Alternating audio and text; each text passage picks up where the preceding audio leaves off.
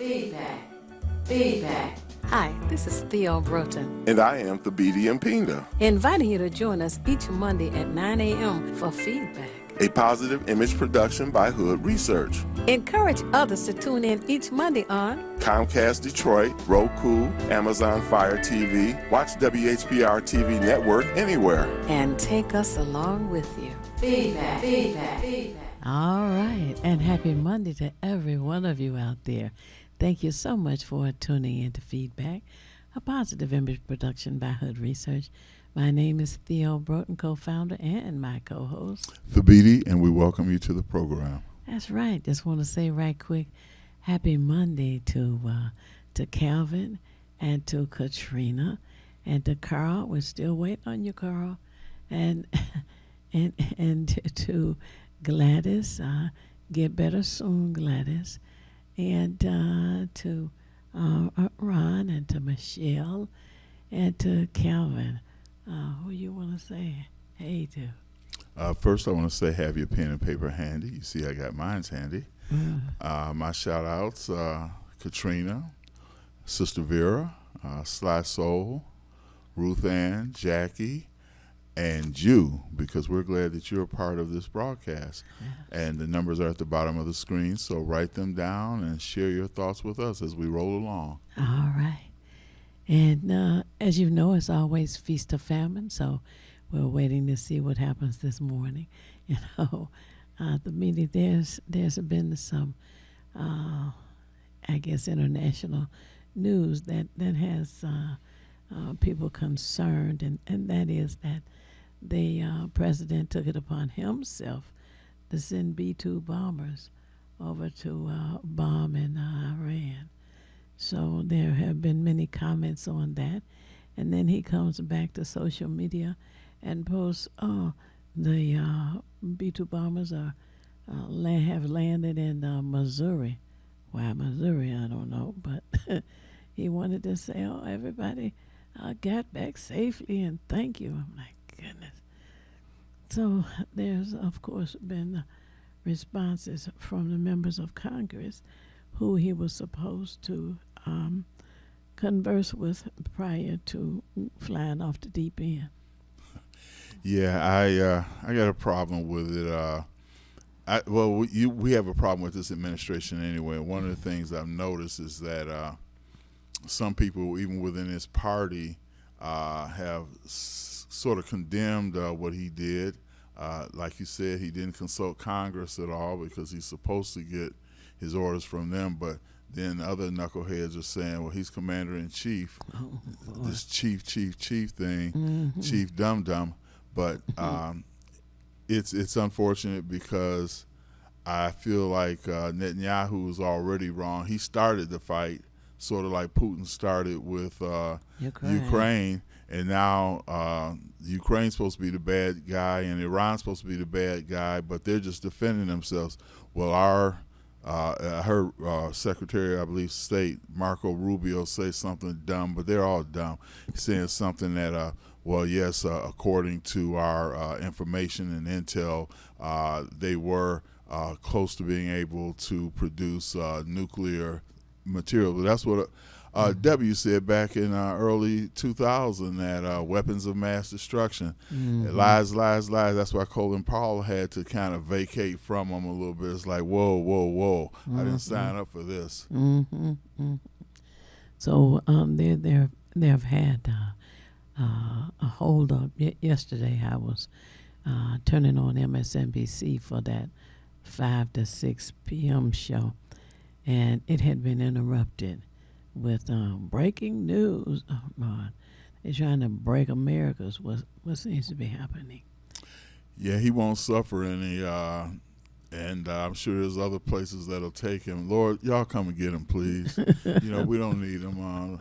Let him go to anywhere but here. I know, that's Malcolm right. X said, anywhere but here. Anyway, right. And here in our state, we have some interesting things going on.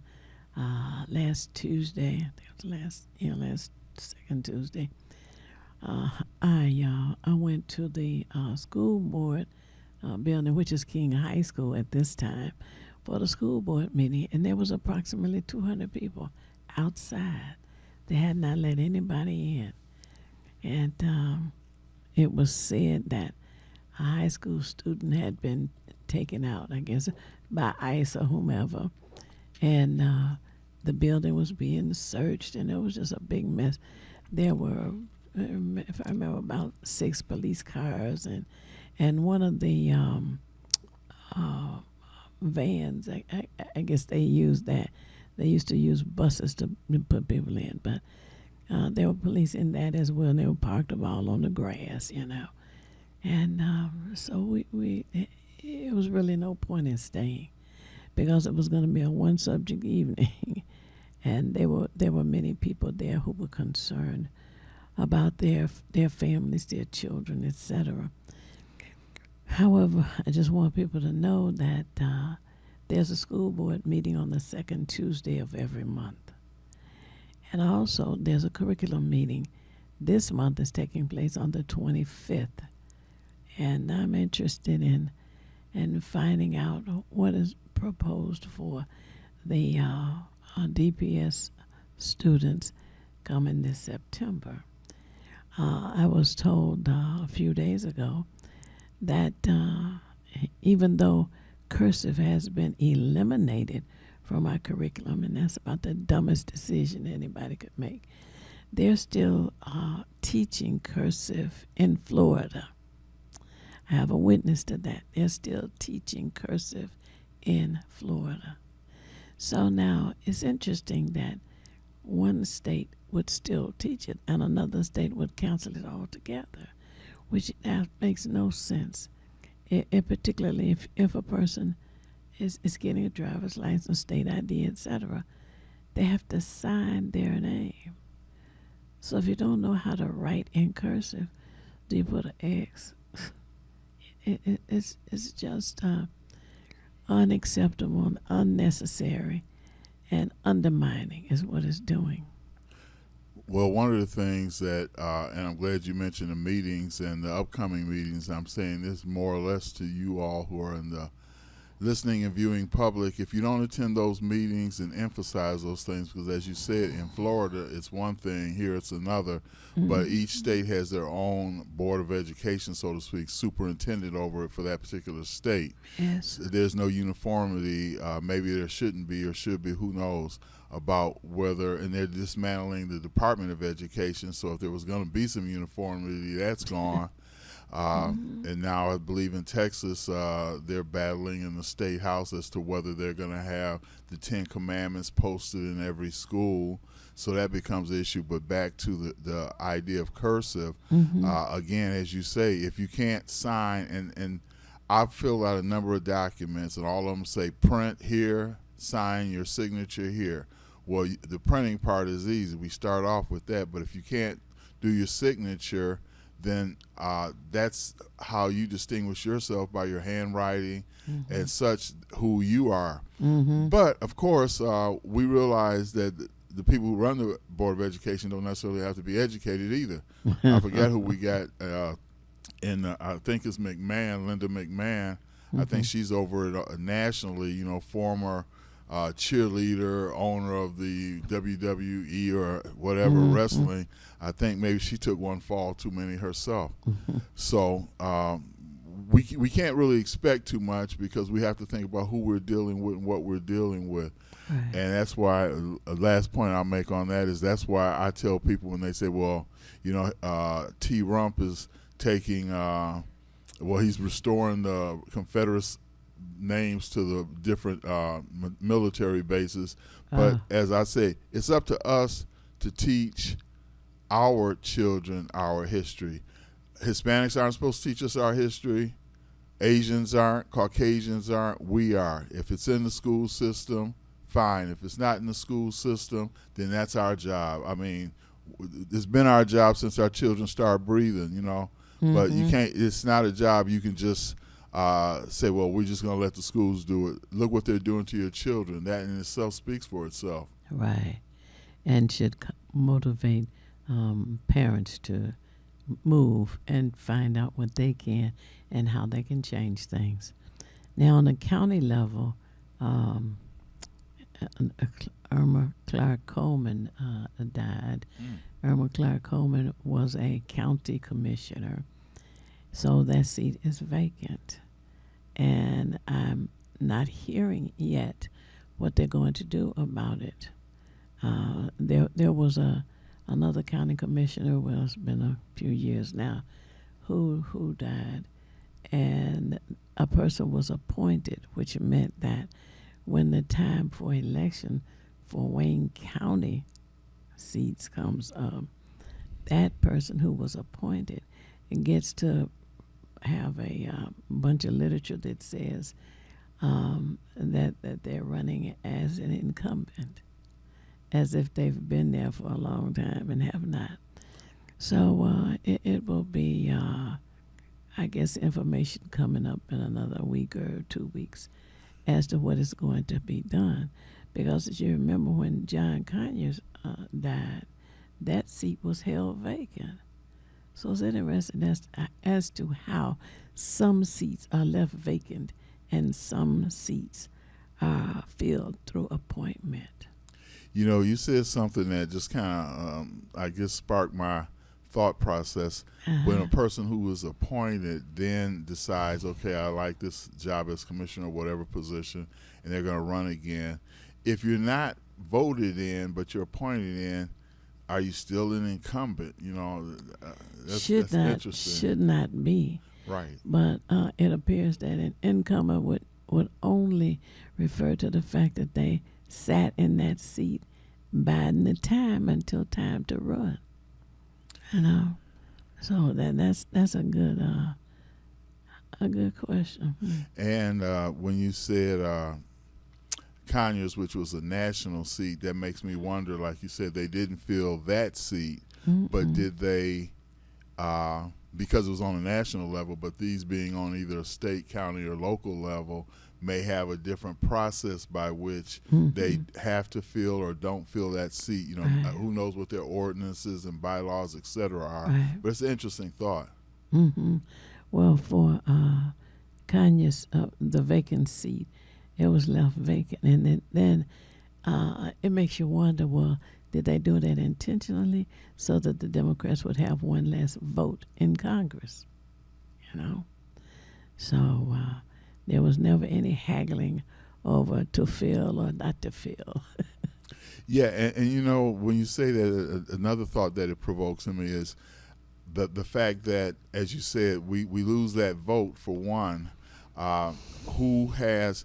I would think that something like that would make them say, okay, wait a minute, we didn't fill the seat during Conyers, but we got to make sure the next time around we have something in process that when one person goes, because I know sometimes they'll have a special election, or could it be an appointment, and then who decides the appointment over the seat? You know, the mayor. I mean, you know, it's a very this is why, again, people, we should become involved in politics, because if we don't let them know what we think, what we want, how we feel, then we don't get what we want. Right.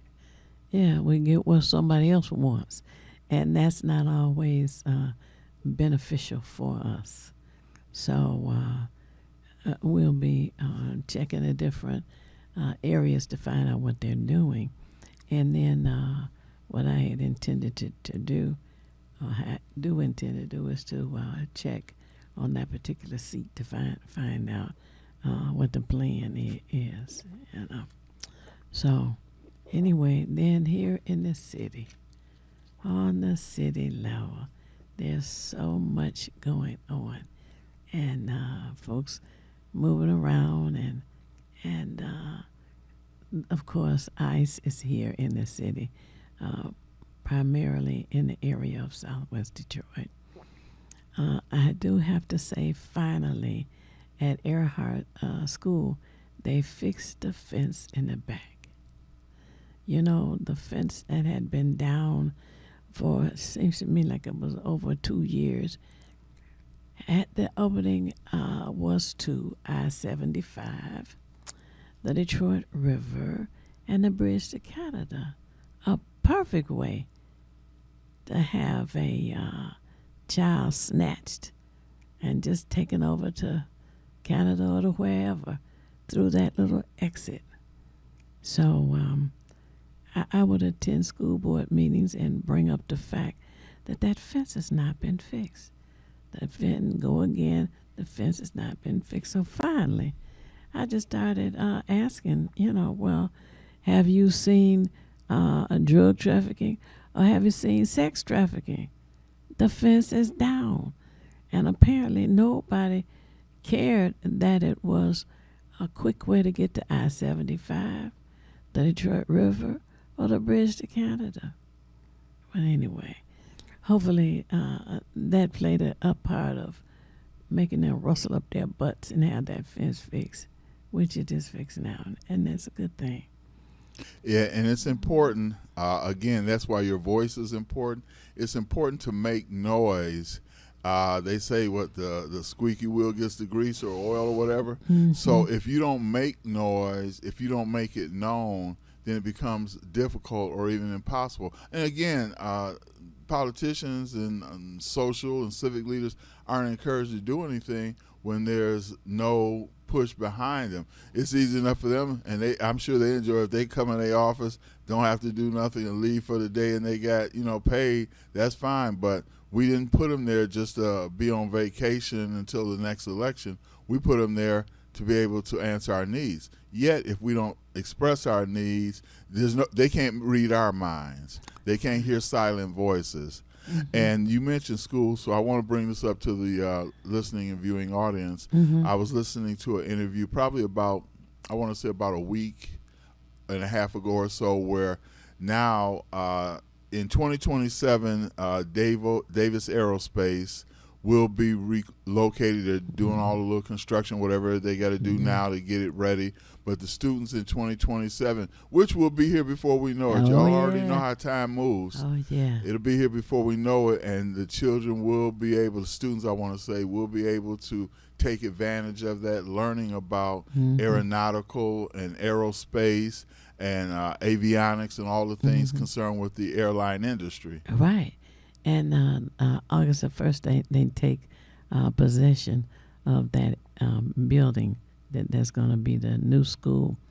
And to know also that avionics is taught now. But what they need, and will need at that time as well, is the certificate from the FCC. And the additional classes will be added, when it is open in 27. The biggest industry in the United States of America is the airline industry. Aviation is the right word I'm supposed to be using. The aviation industry. They hire more people than any automobile factory, and we have the 3 biggest ones in the country. But in aviation, our young people are not being encouraged to find out what kind of jobs they have. We are short air traffic controllers. Air traffic controllers are one of the most important parts of flying. One of the most important parts. Of course, the plane has to be put together as well. So that aviation industry, we're going to be bringing that in from time to time to let people know about it. And then they're looking for employees at this time at the airports. So you need to know that. Look online and find out if you can apply online or if they have to physically appear. So we'll be bringing that information all regularly. We have somebody on the phone. Yes. Hello, caller. You're on the air. Would you give us your name and how you're viewing us, please? James E. Ford speaking. How are you today, Theo and Saviti? Great. Fine. Good. Just wanted to take a second. I'm not going to try to talk as usually as I usually go straight to it. Yesterday I had a meeting with a few people from Hood Research and the Obama Weekend, and it was great. And we're talking about the Obama Weekend Festival, which will be August 1st, 2nd, and 3rd at DAP on Grand River and the Boulevard. I just want everybody to know, first of all, my phone number is 586-918-3061. We meet, are going to be meeting. Anybody that wants to help, show up. We need people that want to volunteer their time. We want people that want to help plan, give us ideas about how to deal with the festival. We'd like them to attend the meeting. It's at 7 o'clock every Thursday, right at Dabble, Grand River, and the Boulevard. This year's festival will feature karaoke, songs, dance, vendors, even an auction, ballroom, hustle, whatever you can do. Also, if you can sing or dance, you think you sing like Teddy Pendergrass or Whitney Houston, you come up there and got open mic. Have a good time. And also, if you want to do something really different, you got apology line. You can come and apologize to somebody, and we'll just all laugh and have a great time. The other thing is we just want to let you know that this is a very, very important time, and we want to draw a large crowd because we're on the precipice of electing a new mayor in the city of Detroit. We're inviting all the mayoral candidates. I'm going to deliver a standing invitation to Mr. Kinlock and Mary Sheffield to attend. They can come one day, they come 2 days, or they come all 3 days. We want them to answer one question that will be posed by the Honorable Theo Broughton as to if you're elected, what will you do about drag racing and red light running? If you are elected, they can say some things about other things, but that is the main question because that is a pressing issue in our community. There are other issues, but when people are getting ran over, named, put in wheelchairs for the rest of their lives, and it's happening because one or two of my relatives have been struck down. This is an important issue, people. Show up. We're going to hand deliver invitations to all the mayoral candidates to show up and answer that question. And I will say this, any person that gets a letter like this and does not show up or does not want to give their opinion on what's going on about this red light and the red light run, they shouldn't even maybe be considered as mayor. And if they do win and do not address this question, we are uniting and we're going to have a force that they will be a one-term mayor. That's all I have to say. My phone number is 586-918-3061. We meet every Thursday at Davos at 7 o'clock. The meeting only goes 1 hour. We only have 1 hour meetings. Now, you cried years ago when they took the state fair. Now you have a chance to have your own input. Have your own things, people. Have your own things, my people. That state fair was just a conglomeration of people putting things together, getting money, helping out, volunteers to have their own state fair. Now, I'm getting ready to hang up. Tell me why we can't have our own state fair. James Ford, 586-918-3061. Volunteer time. And it's not about political issues. We're looking for the next Barack and Michelle Obama. We're going to enthuse our children with this, and we're having all children's parade. As I always said before, a lot of children have seen a parade, but how many have been in a parade? God bless everybody. Thank you for listening. Thank you. Bye-bye. Thank you for your call. Bye. Sounds like that's going to be a nice afternoon, and it's a 3-day event. And to have the members of the community to come out and participate, it makes it really a welcoming time for people to just enjoy, and for the whole family. You mentioned the children too, but they're gonna walk in a parade, and I think children do like parades. There's time moving fast, and so we have to take a break and refresh your orange juice, your coffee, your milk. Call somebody. Tell them that we're on right here at WHPR, and we'll be back momentarily.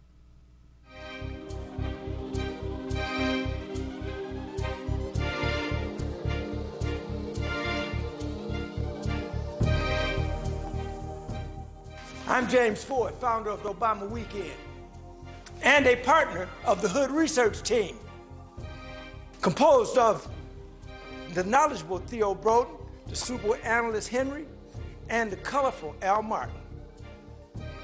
This team discusses politics, seen and not seen, at the national, state, and local level. But to enhance the goals of this team, join or donate to Hood Research by visiting Twitter or Facebook, or visit hoodresearch.org, or call 248-234-2371. You can also join Hood Research on Phonecast every Saturday at 2 p.m.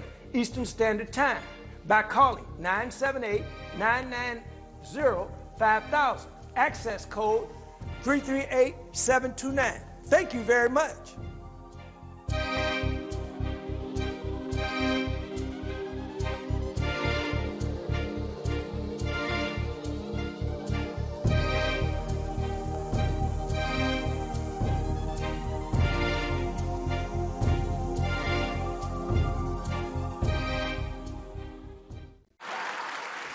It's the These Nuts Show with your host, Butter and friends.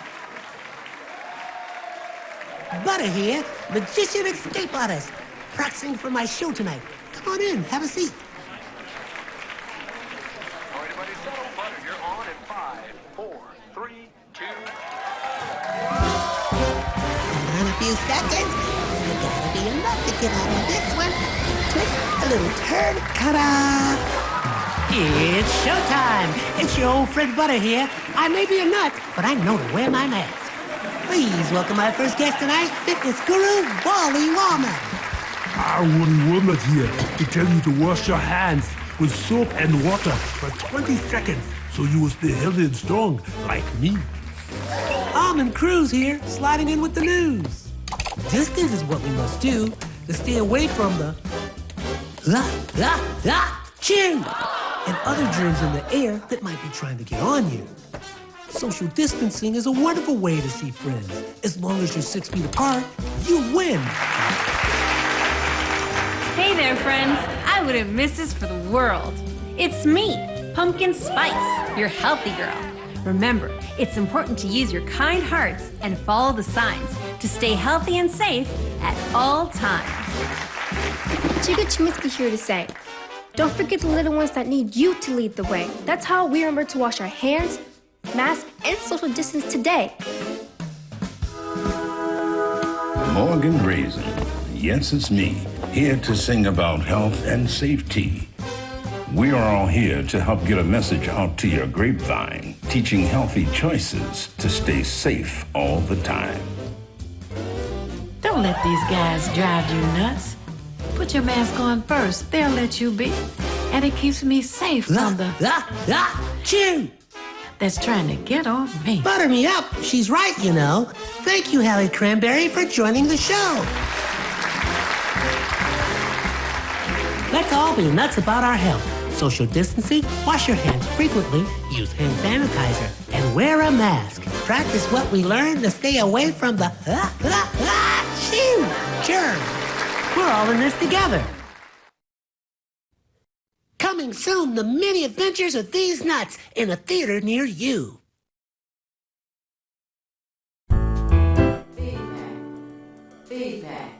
Feedback. Hi, this is Theo Broten. And I am Thabiti Mpinga. Inviting you to join us each Monday at 9 a.m. for feedback. A positive image production by Hood Research. Encourage others to tune in each Monday on Comcast Detroit, Roku, Amazon Fire TV. Watch WHPR TV Network anywhere. and take us along with you. And always remember, you can take us along with you. And we are back. You know, we're talking about city issues now at this time, and we should be talking about summertime issues at this time. And part of the city issue or summertime issue happens to be water. Water, H2O. Water, yes, water. You know, it's been predicted that we're going to have scorching weather until Wednesday of this week. Scorching heat. And it's already, 80, I think? I checked. And hot. Right. And we have to know that the body craves water. Even though the BD was saying fluid is good. If you can't get the water, if you can get the juice, or an orange has water in it, fluid. Watermelon is excellent, and pears, other fruit, tomatoes, all of those items that I mentioned help to hydrate the body. But water, that's the ticket. Water.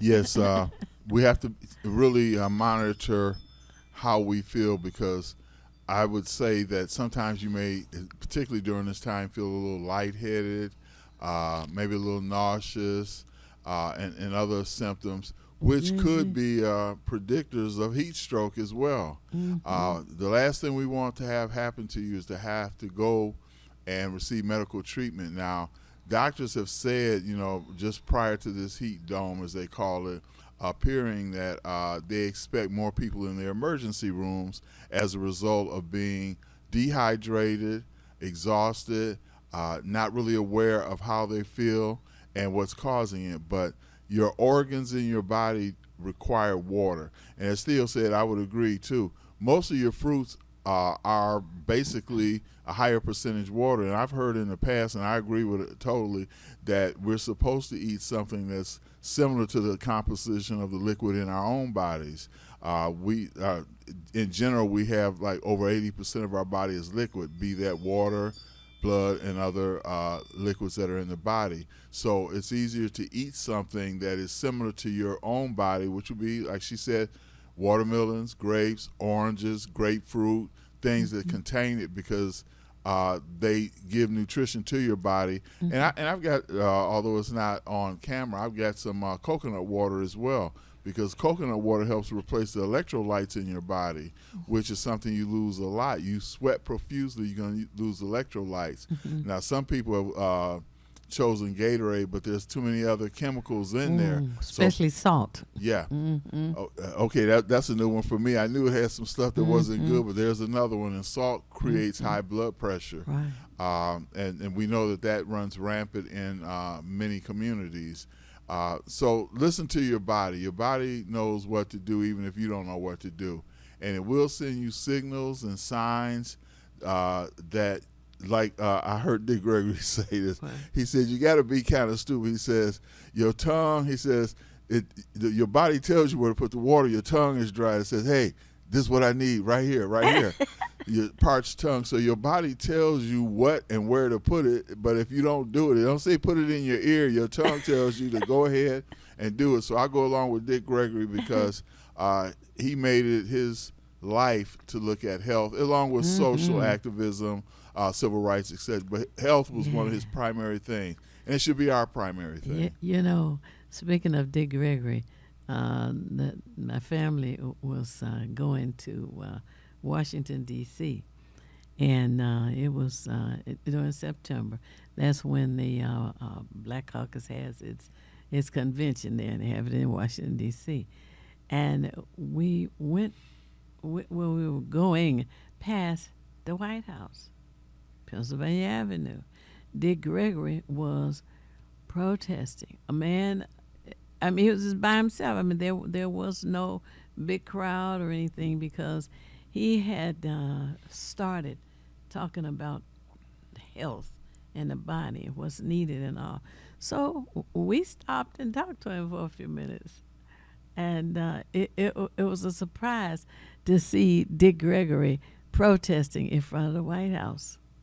You know, I like that because some people wait for other people to join them when they're going to do something. But if you're going to do something, you have to just do it. And then if people are sympathetic with your cause, they may join in. But the whole thing is that I've told people when they say, well, you know, I'm going to find me a walking partner. Your walking partner. If you can get somebody to walk with you, that's fine. But don't stop or not start walking just because nobody won't walk with you. Right, right.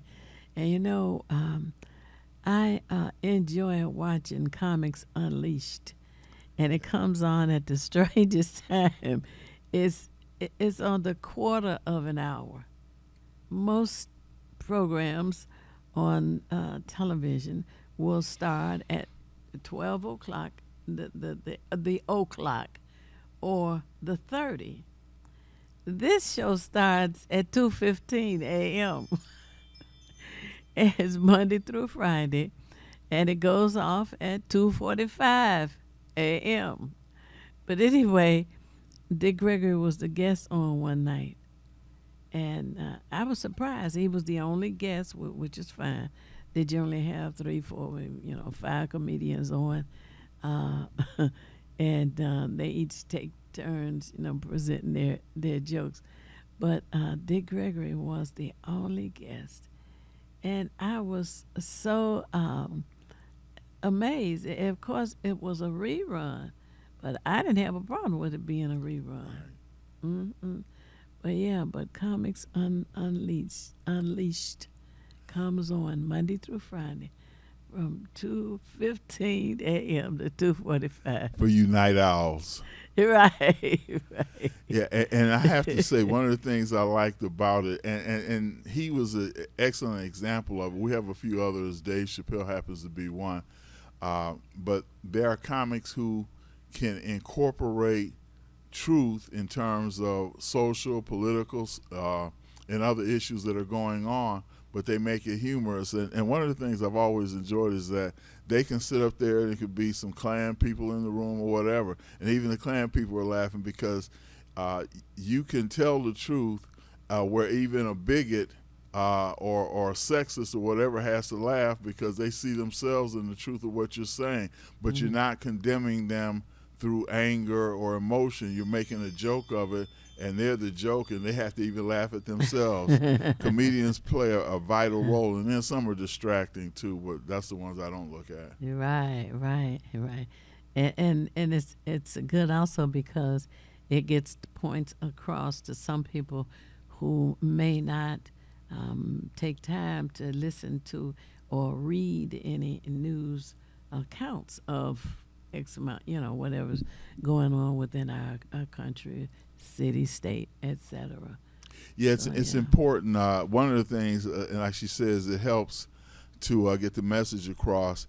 We have to learn how within our community, I guess Gladys Knight and them said heard it through the grapevine, but we have to learn how to disseminate information that's worthwhile. We don't want to talk about, well, you heard about Willie over there. Yeah, he barbecuing. That's fine, and he burned up the hot dogs. Well, that's fine, but it's some things more important than Willie and his hot dogs. And smoking up the neighborhood. We have to be very focused and directed on making sure that when we share information, because we can waste your time, which Hood Research and Feedback does not do, or we could make your time valuable, an asset to you.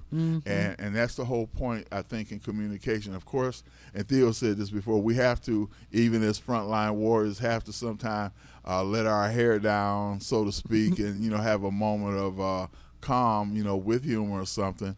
But we also have to learn that we're building a community. That's right. And that's very important. There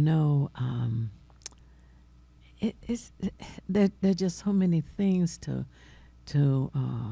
talk about and to address.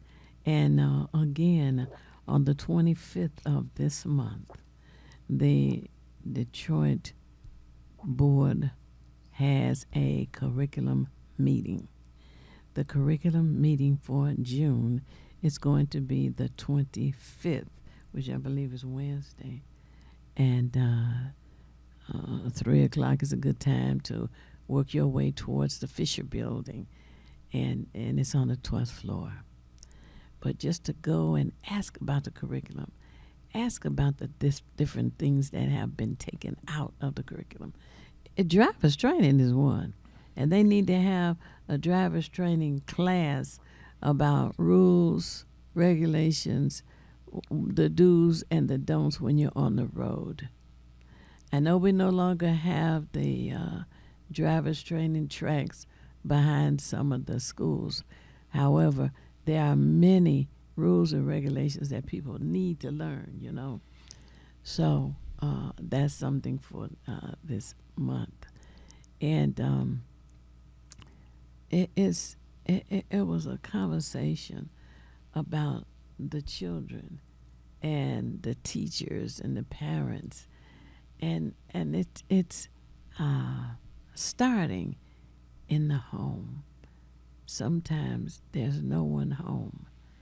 But the education of our children has to start with those who love the children. And for the parents or the loved ones to try and come up with workshops to make it enjoyable. It's not so much a ha-ha time, but you do want to make it appealing to the child to want to learn what you're presenting to them. And when the parents get involved, the loved ones get involved, the children then think, wow, somebody does care about me. Somebody is concerned that I get my homework done. And something as small as that can make a difference. Positive reinforcement is critical. It encourages, it stimulates, and one of the things that we have to do, even with the smallest accomplishments of our children, let's say they're trying to tie their shoe, for instance. Even if they get around and say, oh, you're doing pretty good, you're going to have it in a minute, you have to be able to give positive affirmations, acknowledgement, and encouragement to make sure that children feel, you know, you can get them excited about learning by showing how excited you are. And there's a saying, and I hope I get it right, but I'm a struggle with it. It says, children don't care what you know until they know that you care. And I'll go along with that. And I believe something else that Frederick Douglass once said, something along the line of it's easier to build strong children than to fix broken men. So that right there in itself says, you know, you catch them while they're young. And it's my understanding that from let's say the ages of 3 to 7, and it may vary up or down a year, but they say from the ages of 3 to 7 is a very critical time in helping to shape a child's personality. Mm-hmm. So because after that, you know, the other distractions, peer pressures, etc. So you catch them before they go to school, which would be 3 or 4 years old, maybe in the Head Start range, and then by the time they get 7, because at that time a lot of their personalities are pretty well shaped, mm-hmm. and then whatever they're going to do after that has been based on whatever foundation or platform we set before them. So number one, we have to encourage them. We have to stimulate their minds. I believe they've got and I forget what it was, but there's a new exhibit at the Detroit Historical Museum. Oh. Now the museum is free for all Detroit City residents. I want you to understand that if you're coming from another county, you may or may not have to pay. I don't know how that goes, but for Detroit residents, because I take my granddaughter all the time, mm-hmm. it's the only reason I can say it as a fact. Mm-hmm. Go there, it's free. The knowledge that you can gain, along with the Detroit Institute of Arts, we got a number of institutions that mm-hmm. Are in that cultural center that mm-hmm. will just go there and explore, because I consider those kind of things a playground for children and adults, mm-hmm. because it's a lot we as adults don't know, and they're constantly changing these exhibits. The Charles Wright Museum of African American History, they've got a new exhibit. And I might give you the details the next time, because this is just something that popped up, but I get so much information. Sometimes I'm on overload and it's hard to remember, so I'll just have to document and make it a point. But again, get out and explore. Sitting up with a telephone in your hand or a laptop or a tablet, that's fine if you're doing something that's stimulating you to learn. But even then, you need to get out and explore the world. Walk in the grass a little bit. Go hang out by the water or something. But we have to do things that are going to stimulate us to want to learn more. Otherwise, we get caught in the rut. And once you get caught in the rut, it just gets deeper and deeper. Absolutely. You mentioned a museum. The Dr. Charles Wright Museum of African American History has a, what do you call them? A logo, I guess you might say. And it appears to me that there are those who are working hard to destroy and eliminate the black history and black culture within Detroit. Example, we had the Joe Louis Arena downtown.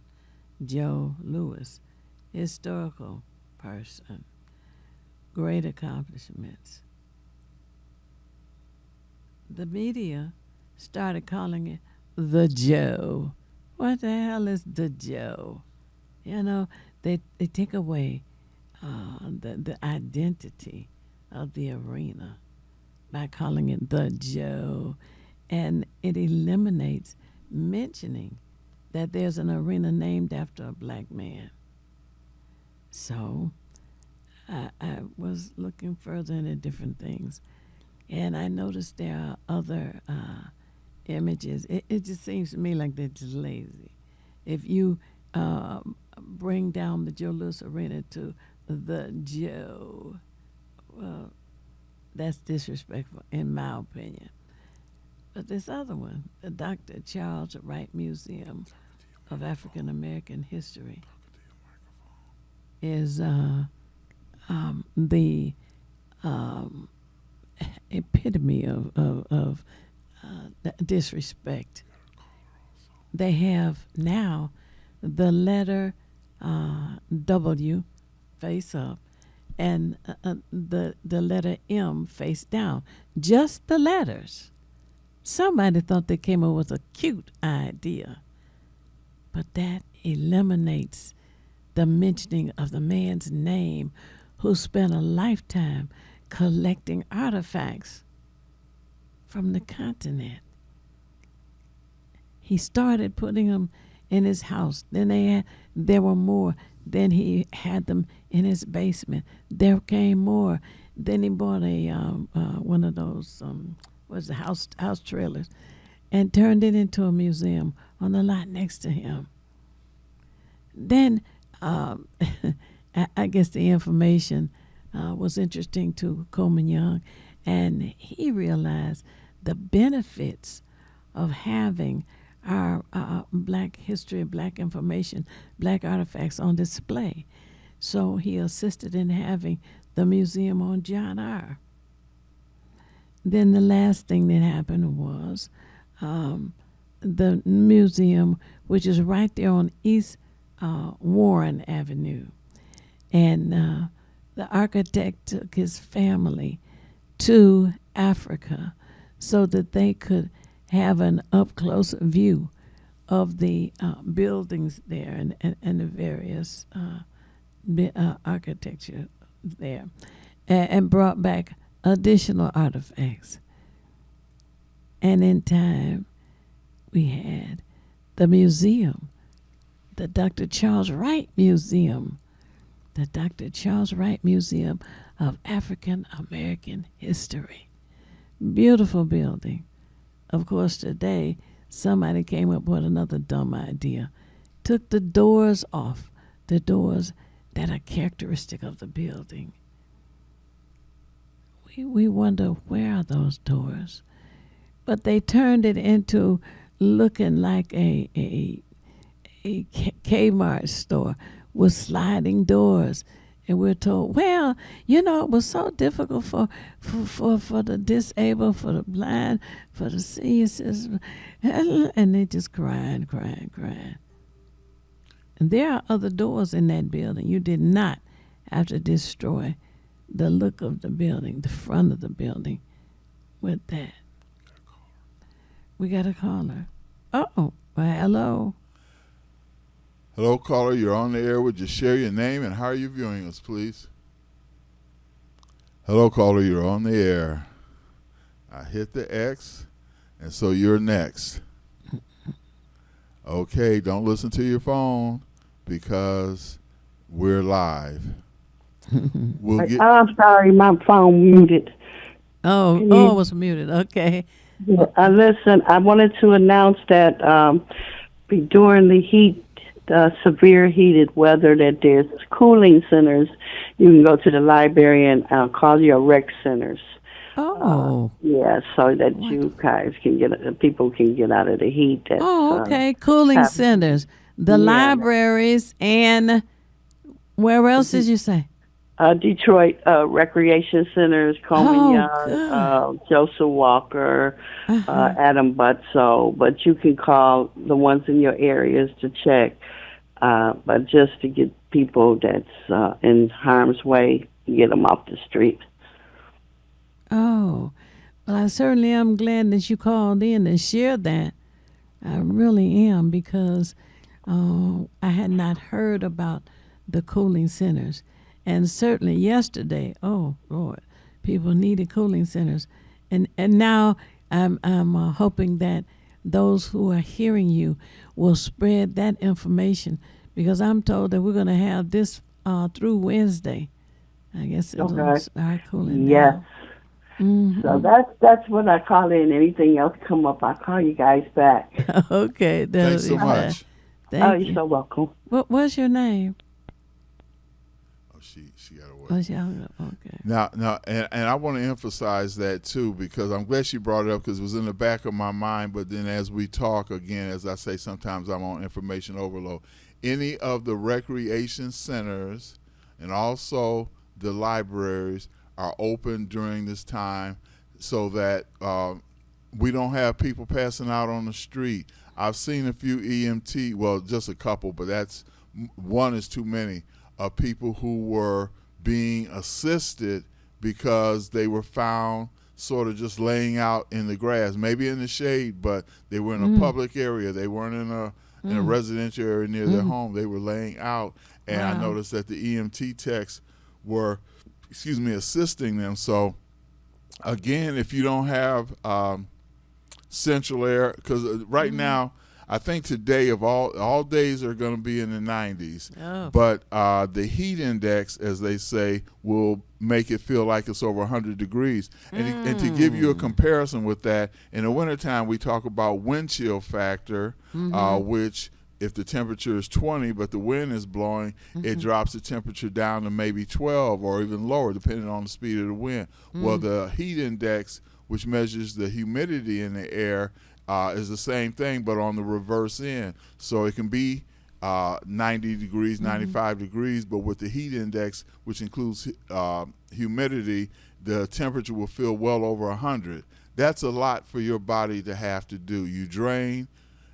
It'll drain your energy. You lose perspiration. You get to a point where you can't even sweat or perspire, as they may say, because your body has lost too much fluid. That's why, as you see, Theo has a bottle of water in front of her, and we're in a nice air-conditioned studio, so it ain't like we're smoking or nothing like that. And I have some here with me as well, but it's just important to, whether you want it or not, as I've told some family members, you may not want to drink it, but your body says you better drink it. You know, so listen to your body. Don't listen to your mind. Say, I can get it later, because you don't play with your health. Right. And this is a good time to buy watermelon too, because of all the minerals in the watermelon, and it's full of water. And don't get seedless either. Yeah. Oh, right. All of the fruits that we purchase, we're trying to purchase, with seeds, and it just makes you wonder, whose idea is this? Are they trying to go into outer space and in an effort to save a few people and then kill off the rest of us? Well, space is not friendly. and my space is right here where I got my feet planted on the earth. They'll go there, but there's no place. It's an insane thing to visit, to get an understanding of this solar system. I'm all for that because I'm curious and scientific along with other things by nature. But the other part is just that right now you take care of home. And, you know, it's kind of interesting, Theo, now that we're on that, because I like to listen to a lot of public broadcasting information because it's not biased like your network television.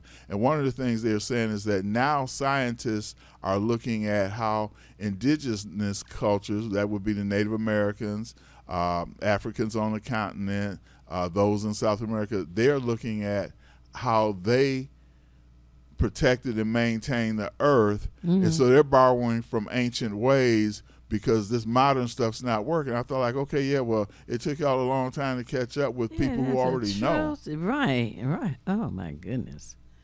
Oh.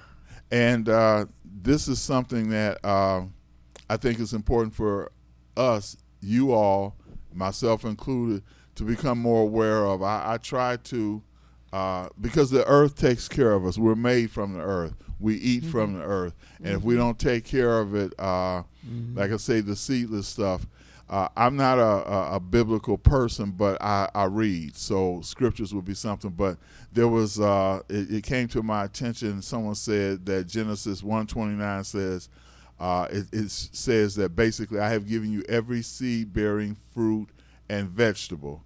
I say that to say that seed-bearing means you eat stuff with seeds.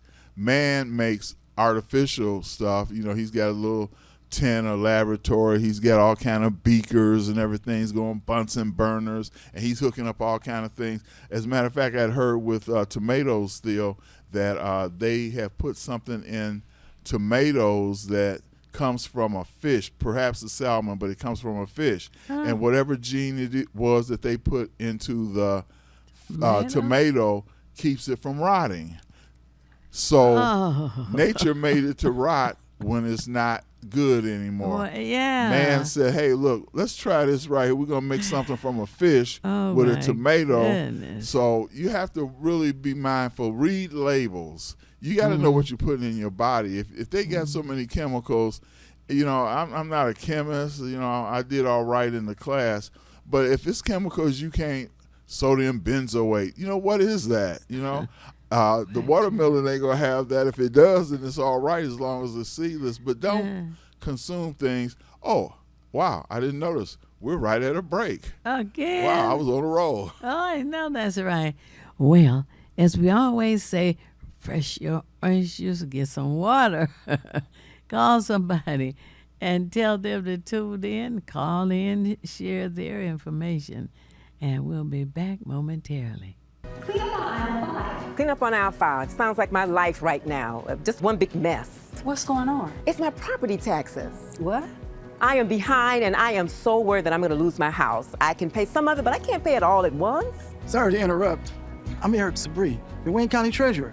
The last thing I want is for anyone to lose their property to tax foreclosure. We have assistance programs to help. For more information, go to treasurer.waynecounty.com. We're here to help. You're watching WHPS, Highland Park, Detroit.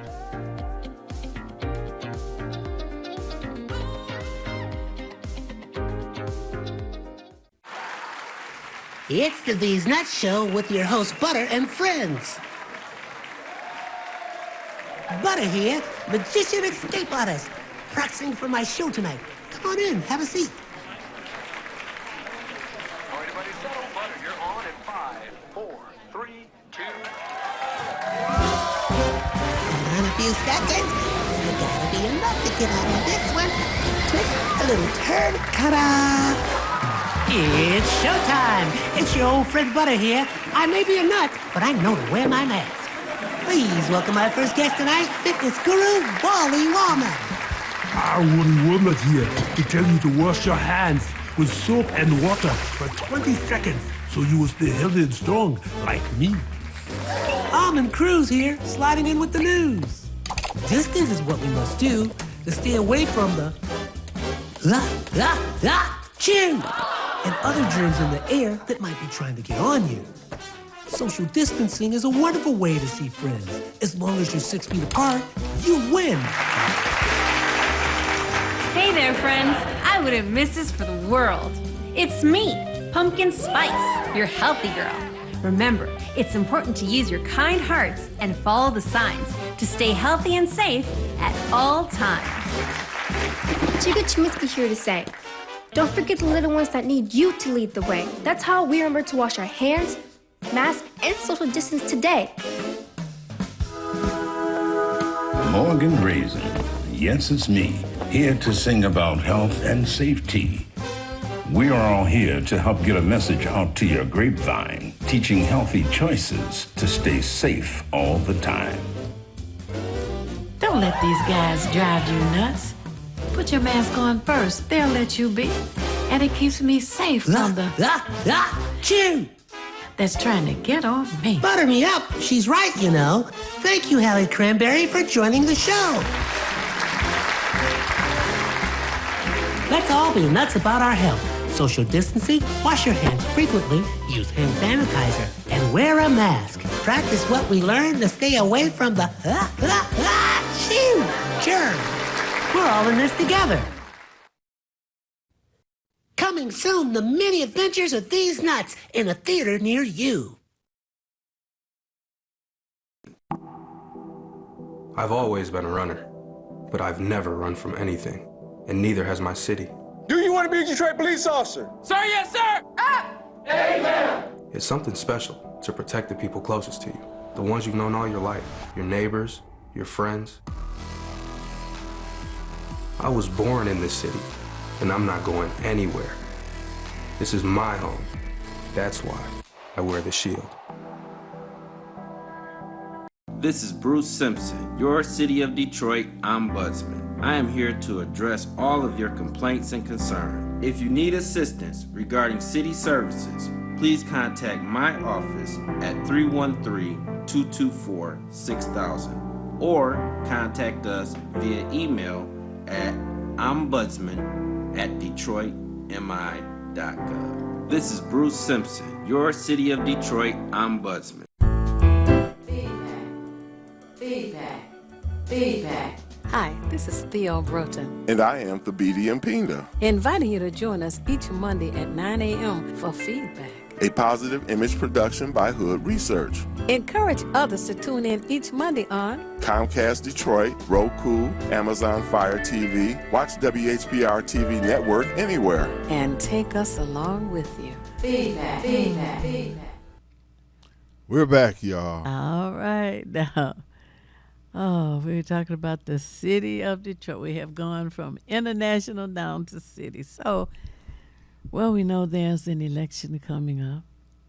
And on July 1st, that's the next candidates forum that I have heard about. And it will be at the co-op on Euclid and Woodward Avenue. So, for those who are interested in hearing what the candidates have to say for themselves, you should plan to attend the candidates forum from 1 o'clock. Well, they didn't give an ending time. They said, don't remember an ending time. However, it's important to hear them talk, to compare their conversation, to see what you think about them, how they respond, and how you respond is important. Now, I concur with that. I saw recently Channel 4 did a candidates forum where they had for those who got over 10%, I believe, which were Sheffield, Kenlock, Craig, and Jenkins. So the moderator was asking some very interesting questions. I didn't see anything that impressed me with any of them, just to tell you the truth. And there are other candidates, but they just didn't make the cut. But to what Theo is saying, number one, are you registered? You know, that's one of the most critical things. Some of you have children, nieces and nephews who just recently graduated from high school, so they're ready to vote. Get them involved and help them to understand that now, along with looking for jobs and whatever careers they want to do, that they need to also be involved in the political process. Some things within that political process will determine what their future job may be. Exactly. You know, we got an influx of AI right now. Oh, boy. So there's a lot of jobs that are threatened. Some have lost their jobs, as a matter of fact. I know Hollywood had that long strike with the writers and such because they didn't want AI taking their jobs. Right. And they won. Right. So there again, there is unity. There's strength in unity. Right now, get them ready. When my granddaughter, she's got a couple of years ago, a year and a half before she's able to vote. But I've taken her voting with me before. Myself, her grandfather, and her great grandmother have taken her voting, so she has seen how this process works. Let them become familiar. You work things when you want to teach somebody. You have to do it on a gradual basis. You can't just bum rush them with a lot of things, because when people get overwhelmed, then they just lose interest. Yeah. We can't do that. Yeah, you're right. And you know, the importance, as you were saying, the participants in the entertainment field in California won by preventing AI from taking their jobs. You see, in politics, when you have, say in that instance, if they had not been successful, look at the number of people who were protesting, the number of people who would have been without work. If that number of people couldn't find a replacement, and it seems to be getting harder and harder, that makes them have to go on some social welfare program. And we have a president who is eliminating the social welfare programs. We have somebody on the line. Yes. Okay. Hello, caller. You're on the air. Would you share your name and how you're viewing us, please? Oh, Slasso Silverado calling back. Listen, the platform for the Mario Forum, that's Detroit Peoples.org. Anyway, they're having it July the 1st at the Detroit People's Co-op, and it starts about 6. Doors open at 5, July the 1st. And that's the People's Platform, Detroit People's Platform.org.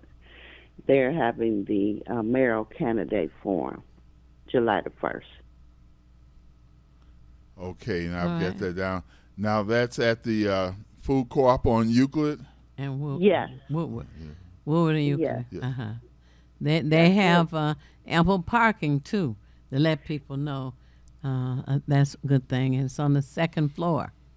Right. They have elevator in addition to steps. So yeah, the hall, the Humphrey Hall, and they'll have some light refreshments. So yeah.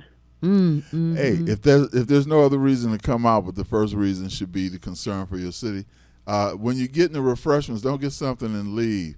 Stay there, because one of the things I like about these kind of forums is that you may not have anything to say, but somebody might pose a question you never thought of. That happens all too often. I know it happens when I'm in different things. Like, wow, I wish I had thought of that, but I'm glad to be here to be able to hear what they're saying, so that way I can say, oh, okay, and then process that. So do yourself a favor. Do your neighborhood, your community, and your city a favor by being there. I believe you said July 1st? Yes, July the 1st. And at 6 p.m., I think you said? The doors open at 5 and it starts at 6 p.m. Okay, 5 p.m. And that's the Detroit People's Platform.org if they want to look it up. And we're going to repeat this during the show. So if you didn't have your pen and paper handy, grab a crayon, whatever you need. Just get something to write with and something to write on. And we'll repeat this again during the show. Yeah. Don't forget, today is fireworks, so be careful, everybody, trying to get through whatever, navigating wherever you're going to go to sit down and enjoy the fireworks. Just be careful and have your liquids so that you don't dehydrate. Right. Hopefully it might get cooler by 10 o'clock, but just in I case. don't think so. Have your water, put some lemons and cucumbers or whatever to continue to drink your water. And I would suggest if you have a plastic container or one of those thermos containers, to freeze the content in your freezer, particularly if it's a plastic bottle, or so that way it can melt slowly. The city has suggested, according to one news report that I heard, that you should come later in the day. You know, some people try to stake their spots out early, but then that means you're just in that much more heat for that much longer. They say if you come around 5 or 6, even though the sun's not going down till after 8, but don't, get there too early. You run out of liquids or fluids, and you end up paying a price for it. So if you're gonna go see the fireworks, get that styrofoam container from one of the cheap stores or something. Fill it with some ice, a bag of ice, and again, freeze your water. Here I have I froze it last night, so I've got my bottle of water and still got some ice floating around in it, which means it's going to be cold for a while. Because we want you to be well. Yeah, it makes sense to have a container full of ice that holds in the temperature for a long time. That's a good idea, too. And just suck on an ice cube. Well, right. I find that that dogs and cats like ice cubes too. But the other thing I wanted to make a point of, when I was a teenager, I remember the hottest time of day was at noon. The hottest time of day was at noon. Now, that's no longer true. The hottest time of the day is at 3 p.m. So I guess talk about global warming, it at least as the world turns. The hottest time of day now is at 3 p.m. So as you were mentioning, people should go later in the afternoon to set up for the fireworks. And, I heard this announcement before that the fireworks was today. And I kept thinking, but July 4th is what a week and a half away, But they always do it early. I'm just surprised that it's being done on a Monday. They always they always have it on a Monday. Right. But I don't know. It seems like they don't have it on Mondays to me. But maybe my memory is short. You know how we get the foggy brains, we get the foggy memories. But I don't know. It just leaves no connection by having it this soon. Early. You see? Well, one of the things is just a thought, and we get 20 people who have 20 thoughts. But one of the things that occurs to me is that when they do it ahead of time, because people who are either traveling out of town or they've set up something for Belle Isle or one of the metro parks or something like that on the 4th, you don't get the same crowd that you would get if you were to do it on a day that nobody has something scheduled. And I know that because as we know, most of these holidays, whether it's King's birthday, etc., they'll celebrate it on a Monday as opposed to any other day, even though his birthday may not be till that Thursday. But they've just done that. I don't know if it's a matter of convenience. Somebody will have to ask that question to get the answer. Yeah. But they've done a lot of things on Monday. You can't change Christmas and Thanksgiving, but Flag Day and all that. Yeah. But it just seemed like this is far away. Right. Yeah. Oh. I don't know. Maybe they looking at the weather ahead. I don't understand it either. Yeah, but that people's platform.org on Tuesday, July the 1st is on a Tuesday, and it's inside that Imani Humphrey Banquet Hall. Mm-hmm. So you can add that to your notes when you announce it again, and it will be in the Imani Humphrey Banquet Hall. Mm-hmm. And they can look up Detroit People's platform.org if they want more information. This is a good organization, I believe. And get your questions together because I'm interested who's interested in doing these forensic audits, because so much has been given to other communities and ours have been left blank when it comes down to much needed resources. Mm-hmm. Mm-hmm. That's true. And again, and I'll call back when something else comes up. we appreciate you. Okay. Thank you. And once again, for those of you who have now got your pen and paper, a couple of things. Let me get my reading glasses on. So, as Sly Soul said, July 1st, well, we'll take this caller and then we'll. Sure. So, if you didn't get your pen and paper, you get a shot now. Hello, caller, you're on the air. Would you share your name and how you're viewing us, please?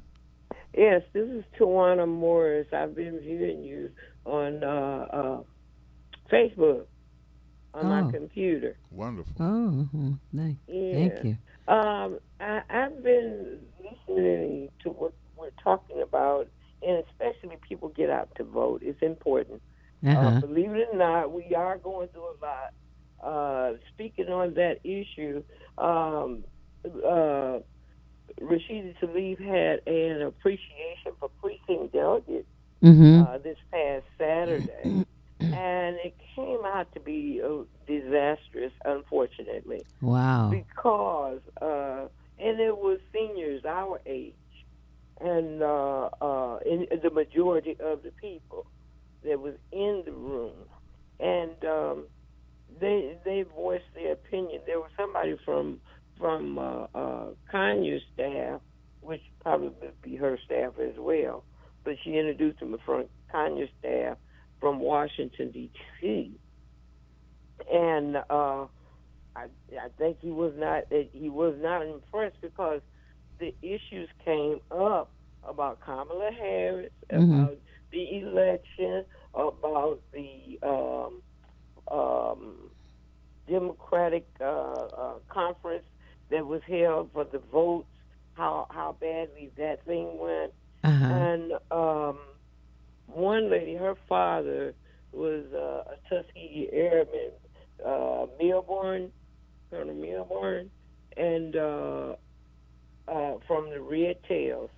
And that woman was so upset that she got up and she told him her daddy died in World War II, and he died and he fought for the foreigners. He fought for the white people. She definitely said that, and was showed so much disrespect. She was upset because she felt that we as black, I believe, and this is me interpreting, that we don't get our credit that's due.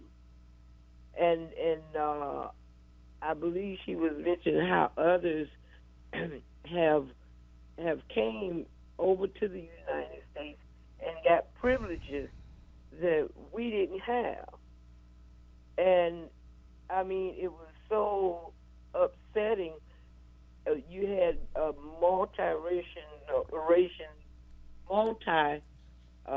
different nationalities in the room, but it was so chaotic. Everybody just up and left. It was that bad, but that gives me an idea of how we are viewing our different parties, whether it be Democrat, Republican, whatever. And then I found out that people, the politicians, they can gamble. They actually gamble and put money into whatever they think is going to be beneficial to their pocket. I believe politicians that's ruling in our government did not have a criminal enterprise, which I believe we are having now, a criminal enterprise. The poor man won't ever get a chance. We need somebody, and this goes for Detroit and whoever. We need the politicians to be the right type of politician that they started out to be, I believe. And if you get caught lying, or if you get caught doing stuff you're not supposed to, you should be removed immediately. I believe our president should be removed. That's just me saying this. But United States have a problem. And normally I'll speak up. But I had no words for the woman. I had no words, no console words. And she became out of control, I think, emotionally. Because the people that was in that room are the people that hit the streets all the time, just like we do.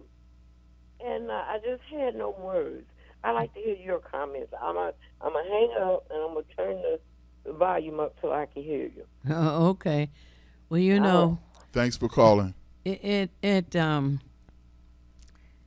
was not beneficial for the vote of no confidence, or they didn't vote because of that, or support Kamala Harris, meaning the people in Dearborn and Rashida Tlaib. However, the number of people in Dearborn who are registered to vote does not compare to the number of people inside the city of Detroit who are registered to vote. And had the majority of the people in the city voted to support Kamala Harris, there would have been nothing the Arabs could do.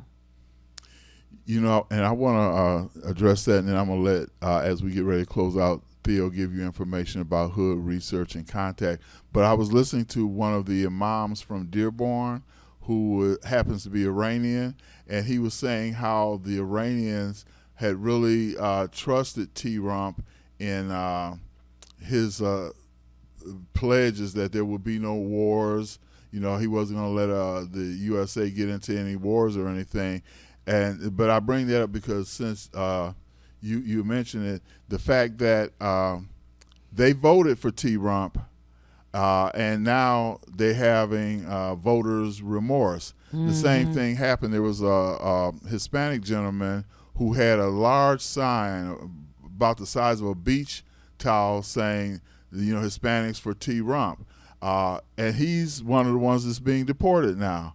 But when he was encouraging his community to vote for T-Rump because they believed in his policy, and I got to give the man credit, 47 that is. He's a hell of a salesman. He's a liar, but he's a hell of a salesman. He'll give you mineral oil, tell you that it's something that will cure every disease you got. And because he's such a good grifter and liar, he can convince you because the Hispanic man, again, is now up for deportation. And they didn't do it as a result of him voting. It's just that when he said he was going to get rid of him, he didn't know that he was going to be one. So I'm sure that big old sign he had of T-Rump is he should burn it, but he can't because he's on his way out. And Theo, I want you to give everybody all that valuable information how to become part of Hood Research. Well, at the end of the program, I like to say it's not necessary for you to know everything.